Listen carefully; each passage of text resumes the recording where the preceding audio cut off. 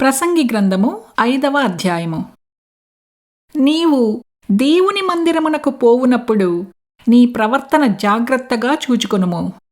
బుద్ధిహీనులు అర్పించునట్లుగా బలి అర్పించుట కంటే సమీపించి ఆలకించుట శ్రేష్టము. వారు తెలియకయే దుర్మార్గపు పనులు చేయుదురు. నీవు దేవుని సన్నిధిని అనాలోచనగా పలుకుటకు నీ హృదయమును త్వరపడనీయక నీ నోటిని కాచుకొమ్ము. దేవుడు ఆకాశమందున్నాడు, నీవు భూమి మీద ఉన్నావు. కావున నీ మాటలు కొద్దిగా ఉండవలెను. విస్తారమైన పనిపాటల వలన స్వప్నము పుట్టును. పెక్కు మాటలు పలుకువాడు బుద్ధిహీనుడగును.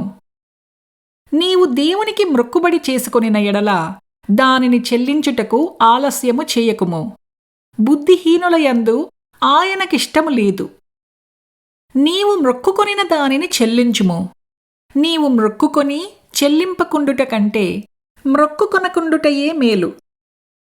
నీ దేహమును శిక్షకు లోబరచునంత పని నీ నోటి వలన జరగనీయకుము. అది పొరపాటు చేత జరిగినని దూత ఎదుట చెప్పకుము. నీ మాటల వలన దేవునికి కోపము పుట్టించి నీవేళ నీ కష్టమును వ్యర్థపరచుకొనెదవు. అధికమైన స్వప్నములను మాటలను నిష్ప్రయోజనములు. నీ మట్టుకు నీవు దేవుని యందు భయభక్తులు కలిగియుండుము. ఒక రాజ్యమందు బీదలను బాధించుటయు ధర్మమును న్యాయమును బలాత్కారము చేత మీరుటయు నీకు కనపడిన ఎడల దానికి ఆశ్చర్యపడకుము.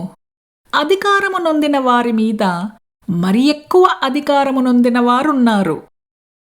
మరియు మరి ఎక్కువైన అధికారము నొందినవాడు వారికి పైగా ఉన్నాడు. ఏ దేశములో రాజు భూమి విషయమై శ్రద్ధ పుచ్చుకొనునో ఆ దేశమునకు సర్వ విషయములందు మేలు కలుగును.